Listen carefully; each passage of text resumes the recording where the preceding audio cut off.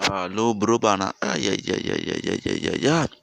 bro bana, maisha ni hadi huku nje walai. Kila mtu amekaa hivi, ako na stress. Wewe, mrespect walai. Maisha ni hadi huku nje vibaya bro. Noma. Yaani siweka hivi nikaona vile maisha ni hard bana. Kwanza hakuna job, hakuna chochote bro. Bro, maisha ni ngumu huku nje walai. Una struggle mpaka struggle bana, mpaka ulame mchanga, mpaka vumbi na bado tu uendelee bro.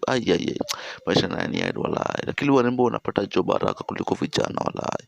Ukimaliza food hivi, umaliza tu hivi form 4 hivi, food utoke hivi nje.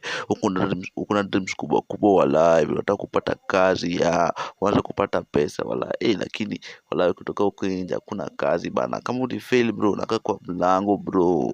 Unafanya mjengo, unafanya hizi kazi ndogo ndogo walai. Unapata pesa ndogo ndogo walai.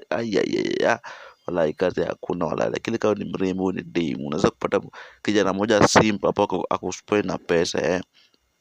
Leo siku hizi kuna vijana simp unaweza kuokolea na pesa walai. Lakini kama wewe ni kijana walai, hakuna mtu atakusaidia walai. Wewe jisaidie walai. Hapo unataka demu, unataka pesa, unataka ujirentie nyumba yako, unataka kila kitu walai.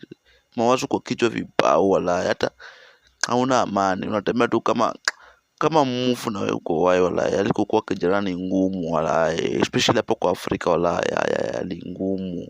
Kumaliza hivi shule utoke huku nje walai, uko na pressure mingi, familia, unataka dem, pia uko na kutu, unataka kutoa hiyo kutu, na dem pia umeweka sijui unataka tu pesa walai. Yaani ni normal, kuna pressures walai. Alafu mtu anakuambia pressure zero walai.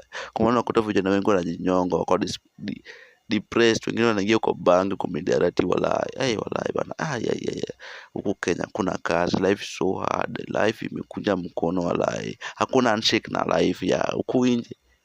Hakuna handshake na life walai. Huku nje hakuna handshake na life wewe. Huku nje ni kustruggle, kupambana, kuumana na kudrive life crazy. Life inaweza kupeleka crazy mpaka ushtuke uko